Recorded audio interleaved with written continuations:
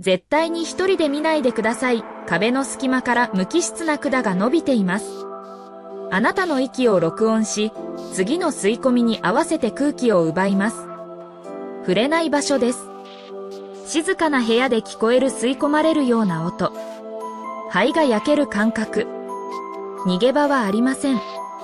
今すぐ窓を開けてください。